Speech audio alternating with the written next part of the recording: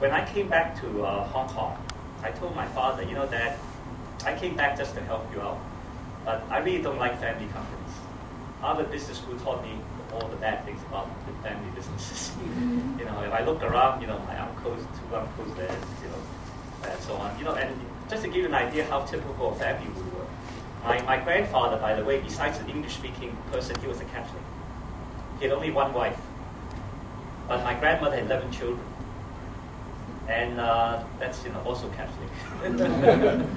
And I have something like 30-something cousins. Now, if you don't think that's an extended Chinese family, that's, you know, that's a typical extended Chinese family.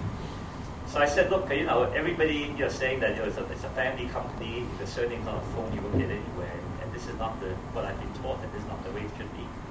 To my father's great credit, he actually told me, you know, William, look, you have more education than I've ever had. You and Victor, you know, I sent you to schools in America. Why don't you study the company and tell the family what to do? So to tell you how quickly we did it, and at that time it was youth, and it was the impatience of youth. I came back in the summer of '72 after I graduated from Harvard. That summer and that fall, I studied the company, and I wrote it up like a Harvard Business School case.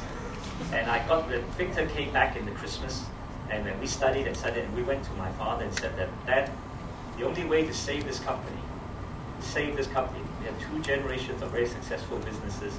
I was 4 months out of business school, never worked in my life. I was 23 years old, and I was telling my father, who was a very well respected, very mature businessman, he was an legislative counsel at that time. So I told Dad, the only way to save the company is to take it public. And I think to my great surprise, to both Victor and my great surprise, my father thought, yeah, maybe a good idea. And I still advise family, you know, friends to think about that as if they're not already a public company, think of that happening.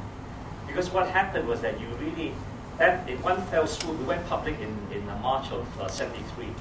So less than a year after I came back, we actually took the company public. And it wasn't because we needed funds. It wasn't because we were very happy. It was because we just to bring in corporate governance. The idea of separation of management and ownership.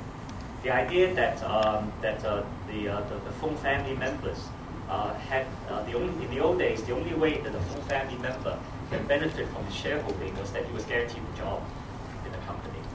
And then with the job came salary and also profit sharing, which is not very consistent. But now, under the public company sort of arena, in that arena, we had corporate governance, we had an outside board, we had outside directors, with a regular dividend policy, which guaranteed all family members a regular dividend policy. There was a value to the shares that even if they didn't want to sell it, they could take it to the bank. The bank would probably, you know, use it as a mortgage against some financing. And it really regularized the whole way we were operating. It changed. It was like night and day in terms. And then we started attracting professional managers. They see that we're now organized, that it's not just a family company, that is based on the women of the family. And I tell you, if I had to give advice again to other people in the same situation, I would say that taking it public and bringing in the corporate disciplines and governance that public companies have to have nowadays, especially with the scrutiny, is a very good thing to discipline the family the way it runs its business.